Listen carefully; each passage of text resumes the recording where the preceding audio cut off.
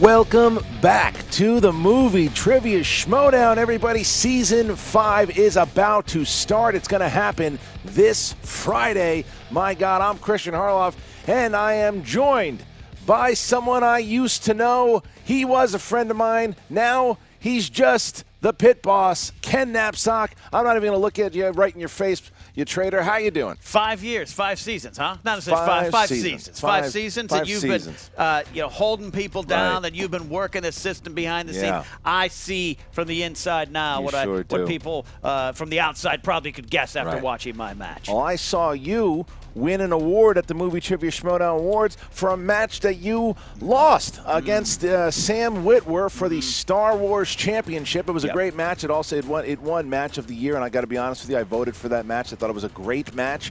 Down to the last 2 seconds. 2 seconds, you lost the championship, but it was a great match. You played well, my friend. Was it down to the last 2 seconds or the last negative 2 seconds is the question I'm asking. Well, you really have adopted Tom DAGNINO's personality because this is exactly what happened. It's just like football, my friend. The pass was thrown before the time ran out. The question was asked before the time ran out, and there you go. So, again, this is not my choice. You want a rematch? You ask Thad Williams. You know, I'm trying to see where this goes. There's a lot of talented competitors in the Star Wars League, just like there is in all of the Schmoedown. And I recognize talent when I see it. So I'm never going to say anything about Sam WITWER. He is a great champion, but I do want that belt back. So you let me know the path, I'll walk it. It's got nothing to do with me because Thad Williams, look, I've got my own thing. This season, at least for the most part, I'll be doing my damnedest to try to get that commissioner spot back. But in the interim, I'm just your announcer. I'm just here calling the matches. It might be with Ken NAPZOK. It could be with Mark Ellis. There'll be a lot new people you're going to see at the desk this year. We've got a lot of new things happening in the Schmoedown this year. If this is your first season with us, welcome. Looking at your list, you got a lot of names I have not seen in the Schmoedown before. We got a lot of things going. I will say this, the competition last season was more fierce than it ever has been. So there's going to be a lot of things to look forward to in this season. There really is. I mean, look, you look at what's happening this Friday. You have the triple threat #1 contender match between Mike K.O. Kalinowski, making it all the way to the semifinals in the Ultimate Schmoedown singles, against JTE, a guy that he lost to in the Ultimate Schmoedown. JTE making it all the way to the finals, losing to the current champion Sam Levine. But you want to say who the last person is that's playing, or would you like me to do it? It doesn't matter because JTE's playing, and JTE is a winner. Okay, so they will be playing against your former teammate, the dagger right out of her back. Rachel the Crusher Cushing will be playing in that triple threat. The winner will play the champion, the inglorious one, Sam Levine. I see a knife wound in my back. I don't see anything in your back. No, I don't. Okay, interesting phrasing. I see like I betray people on your back. That's what that says. You know. You don't want to talk about this at all? Your actions? What I want to talk about is clearly JTE is top of the heap. Next to Sam. Sam's the champ. I recognize gold. You can't argue with what Sam. I recognize both gold. of them they have done. The JTE, as despicable as he is, he has had a great year. That win with the Patriots was it. Look, I don't like to watch them win, but they win. One half of the best team champions ever that ever will be. If they even lose the belts is going to be a question. I don't understand why he just doesn't get to challenge Sam directly. Why a triple threat match? Why a triple threat? Well, because if you look at exactly what happened there, he needed to be a #1 contender. He just lost the finals. He doesn't automatically get a shot. From what I was listening to that little weasel Thad Williams, he makes a good point, is that Rachel Cushing was also in the semifinals, Mike Kalinowski in the semifinals, and in order to, because they both had pretty decent records, the two of them, they're going to play the #1 contender right now, who is JTE. And the winner of that match will play Sam Levine for the championship, most likely in the end of February. Well, I can speak for the Lions Den here, even though Tom is not here.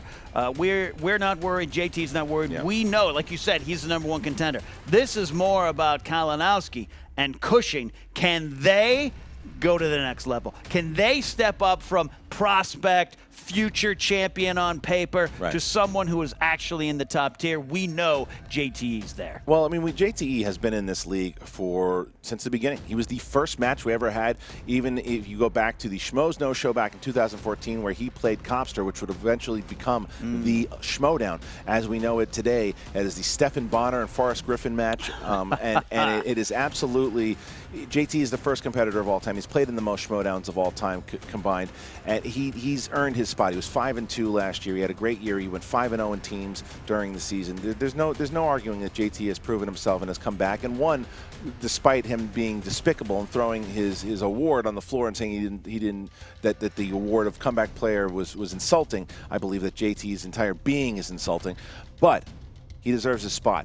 Mike Kalinowski was someone who had a great year last year. Both Mike Kalinowski and Rachel Cushing were triple threats in all three divisions, teams, Inner Geekdom, singles. They have proven that they are knowledgeable in all of these things.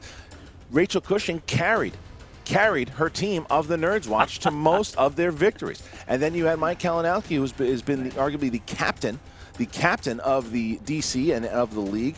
They've earned their spot. They are the new blood. They are new superstars. As where JTE is a bit of the old guard. He is the old guard, but that's just, again, you're not the old guard until you knock them off. So the pressure is on them. I'm not taking away anything from their accomplishments, other than you saying, Rachel, carry the Nerds Watch. I remember some first and second rounds where I kind of held my own, and some questions in that third round that you know, I had. People like to overlook that. They think I'm a one-trick pony. I understand. But this isn't about me anymore. It's about them. So I know going into this, they have to be feeling the pressure. Yep. Do I belong? Am I really as good as people are telling me? This is where they'll figure it out. Sure. We're going to find that out. That all goes down. That's the season opener. And again, just to bring it back, like I told you in the beginning of this video, what we hope that this is one of the last times that you will see a main event like this without an undercard on it. It is one of the main reasons we're running Patreon this year, is in order to up the production, up the cost, so we can get more matches. And again, that is why we are doing, one of the reasons we're doing it. So that's February 2nd. February 5th, then, we move on from then, after we find out who will be challenging Sam Levine for the championship. In February 5, the Team League returns, and it is also another #1 contender match. Top this, you have Top That versus Top 10. That's right, the team of Jim Vejvoda and Eric Goldman, formerly the team of IGN, now Top That, 3-1 with 3 knockouts against the former team champions, Top 10, who I believe is at 7-5. They have the #1 contenders now also. They have a #1 contender match after destroying Team Action at the Schmoedown Spectacular. They did. I am so conflicted, as always, with top 10. Again, we talk about with JT, someone who is in the top tier. Right. No, Soroka are top tier. I absolutely know Former that. champions. Former champions. Yep. But I have never seen a team on the outside of that top tier like Vejvoda and Goldman. Scary. Who are scary. They get comic book movies, it's over. We study them. But no secret. With the Patriots, we are aware of all the contenders. Sure. We study game tape. We understand they're strong. But again, pressure on them. This is a big game match. Top 10 has been there before. That's quite a way to start the team season. Well, it's going to be very interesting, because if Top 10 can do it, if they can beat Vejvoda and Goldman, this will be the 3rd time that they will have a shot against the Patriots. It would most likely be the last time they ever play the Patriots. It would. I mean, it would have to be the last time that they would play, unless, of course, they could pull the miracle off and beat the Patriots, which is not outside. It's not really a miracle. I think they are good competitors. We respect them. There's no doubt. But does JT respect Roka? Every time I talk to him, he said, Roka's never beaten me in anything. Well, that's true. That's also a fact. Yeah. So, you know, there's facts, and we don't take anyone lightly. Mm-hmm. I don't want anyone to think the Lions then takes anyone. That's why I say I respect what WITWER does. Right. It's the system that held them down. Right. But you're not nice people. You know that. That you don't need to be nice to win. Those don't go hand in hand. No, you don't. I just don't know who you are anymore. Well. I know who I am now more than ever. Fine. And that takes place on February 6th. Excuse me, not the 5th. February 6th is that Tuesday match of Top 10 and Top That. Then we move into February 9th, and that is when you will have, that's right, making his glorious return to the ring, I know him very well, Upham Cody Hall makes his return to the Schmoedown arena as he was challenged, bombarded by the newcomer, the Professor, Lon Harris.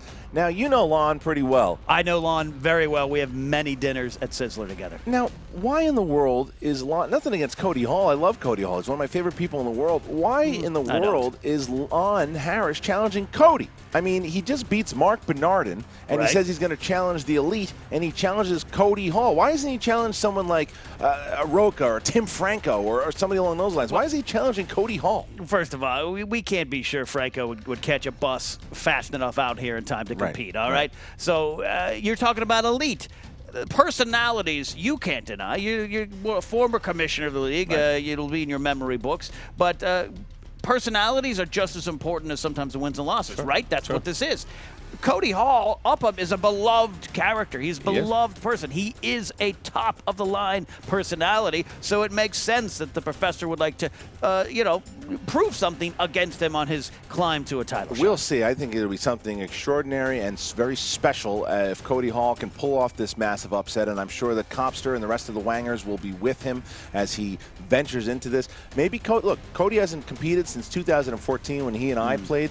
Cody has been engineering movie talk for a long time now. There's a lot more than he has been doing now. He recently just turned 17, which is amazing. There's a lot that Cody will be able to do in the knowledge. So maybe he pulls off this upset. We'll see if the Professor can teach him a lesson or if the student becomes the teacher on February 9th.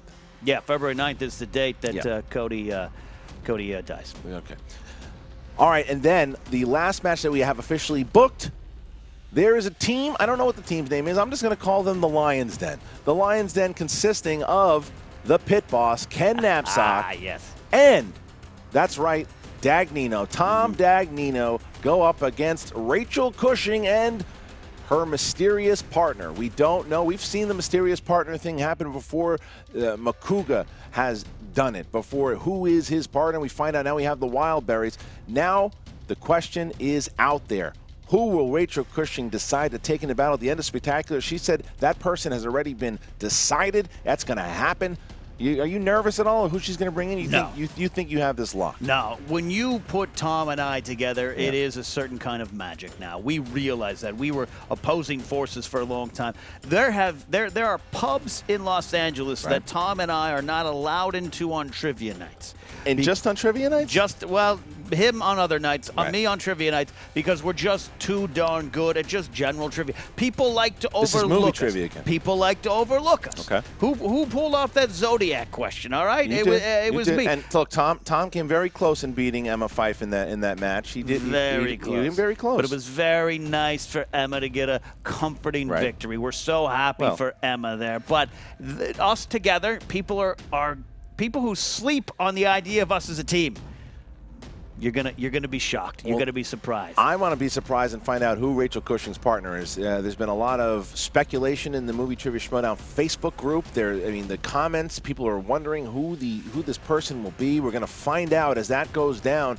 That date, make sure you check that out on that Tuesday, which is February 13th. That will go down February 13th. The Lion's Den versus Cushing and someone.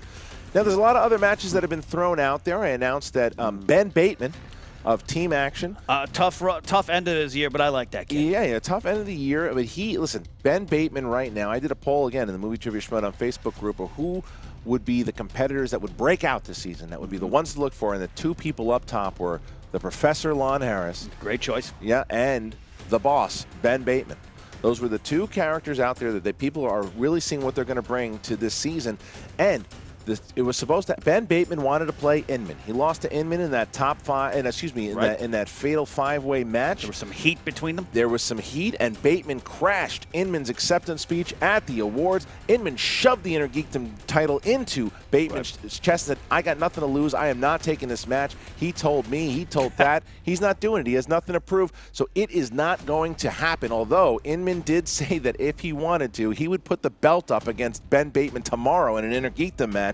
Bateman refuses to do that. He wants him. It's not going to happen. So who steps in there? Yeah, who's Bateman playing? Dale the Dude Gibbs makes his Schmoedown debut against the boss, Ben Bateman. Now, Dale the Dude has exploded onto the Schmoedown scene. He's a guy who started just making Twitter reactions. You go to Dale the Dude, he talks about the Schmoedown every match. He's a big fan of Top 10. He was here for the Schmoedown. He helped Top 10. He was confronted by Team Action. He was abused by Team Action. He was abused by Jay Washington, and he made a nice little documentary that lives on the channel here. He was at the Schmoedown Awards, and he wanted to become a competitor. Now, he challenged your manager, Tom Dagnino, and there was absolutely no response whatsoever here. So now we have Dale the Dude steps in against the boss. What happens? Could you say the name again in full? Oh, stop it. Dale the Dude. I know Why who do he you is. do this? I know who he Dale is. the Dude Gibbs. I've seen his little fan videos. Okay. Here's the problem. What's the problem? When a fan tries to jump into the ring. Have you ever seen footage like that on the internet of fans trying to jump into the ring? Can I stop you here for a second? They get knocked out. You know that you're a fan of Star Wars, right? And when you were in Star Wars, you won the championship. But do you see me? I see you right now. I don't like what I see. Do you see me trying to make a Star Wars picture? That's the difference. No, it's the That's difference. what Dale's so trying to do. You don't here. think he'd be able to hang? No, I think he's the bright lights, the big city. He's gonna dude his way on out of here. No. He is not on the same level of Ben Bateman or Ben's tight pants. Dale is in. Good point. I like the kid. Yeah. He's got moxie. He's got spirit. Right. He's got a good beer in his hand all the time. I can respect that. Right. I respect passion and fandom. Are you saying KO or TKO? I'm absolutely saying KO A for KO. Bateman. Doesn't even KO you from don't even Bateman. You don't even think Dale the Dude gets out of the second round against Bateman? And before anyone out there throws Right. late to the party as an example, Right. we did witness what happened. And and they won upset of the year. But I think to call them fans might have been a little bit of an insult to them. I think they were just competitors in the rough. Well, I mean, look, Rachel Cushing is a fan. Sure. I'm a fan You're of a fan. this too. There's a lot of people who are difference. fans. There are a lot of people who are fans. I think that Dale the Dude could surprise you. No one thought. Look, I'm going to throw one of your stablemates at you. JTE, no one thought that he would beat both McWeeny and Bibiani. He beat them both. No one's expecting Dale the Dude to beat the boss, Ben Bateman. Who knows? We got to see. He's the unknown. This is scary. You think there's something about someone? He's never been tested inside that room. I mean, he is an unknown. The first time I met him, I handed him my keys and said an oil change and a tire rotation. Yeah. Did he do it for you? No. Oh. He took my car for a block ride, though. Serves you right. It was disappointing. But, yeah, there's always surprises, right? Right. But Ben Bateman is an up-and-coming star. Dale the Dude is a dreamer. All right. Well, listen, that's everything that's happening that's confirmed as of yet. There's a lot of stuff happening. As we know, Sam Levine is waiting. Who is he playing next? We've got to see in that triple threat match. We want to find out who the Patriots are going to play, because we also know Above the Line and MODOK, they are going to go at it head-to-head to see. They will also be a #1 contender spot, because if the Patriots, whoever they play with, top 10, this is the tricky part about any of these teams and what the Patriots have been able to do here. The Patriots, 5 straight title defenses, right? I mean, I'm not going to say anything except impressive. That's all you can say about that. Most impressive. They have also earned the right, no matter who they lose to, they will get an immediate rematch. It just will happen. When you defend more than 2 or 3 times, you will get an immediate rematch. Dan Murrell got an immediate rematch after defending the belt twice against John Roca. He got the rematch at Collider Collision. He took it back. If you earn it, they have brought value to those championships. So, MODOK and Above the Line, they better hope. They better hope that the Patriots beat either top 10 or top that. Otherwise, they could be waiting for a long time, MODOK or Above the Line. Look, this is all neat. This is all great statistics that I'm sure Frank Janisch pours over on his Google Docs. How dare you make fun of Frank But Janisch? I'm not making fun. It's just an accurate representation of what he's doing. He doesn't make a face like that. All right. Well, Brad Gilmore watches and goes, yeah, let's talk about it. All right. These are people who work hard to talk Schmoedown about this Rundown's great show. They won the great award. show. But is that accurate? That's Janisch. You can't see them. That's Janisch. How do you know? I've seen Janisch. I know. But let me. The Patriots, man, 5 title defenses. 5. This is it. All your stats are neat. What only matters is the winning, and that's all the Patriots do. It's hard to argue with you on that. It really is. It's hard to argue on that. I can argue about your life choices. I can't argue about that particular statement. I'm going to throw one name at you, one name to look at. This is my pick to be the standout rookie. If this person competes enough this season, this is my fantasy pick for you guys. I think this is a potential Dan Murrell quality player. I think this is a potential Rachel Cushing player. But Jeff Snyder already is played. You understand This Jeff Snyder is not part of this. Jeff Snyder has lost about 4 times. This person, remember the name, Ethan Irwin. Remember that name. Ethan Irwin, I believe, could be a potential champion. Now, the people have been announced before, have come out and just not done very well, have crapped the bed on the first match, and that could happen to Ethan. He could hit the lights. I've known Ethan Irwin for 13, 14 years now. He is an absolute machine. His memory is like nothing you've seen before. He is very funny. I believe that Ethan Irwin could be a potential champion.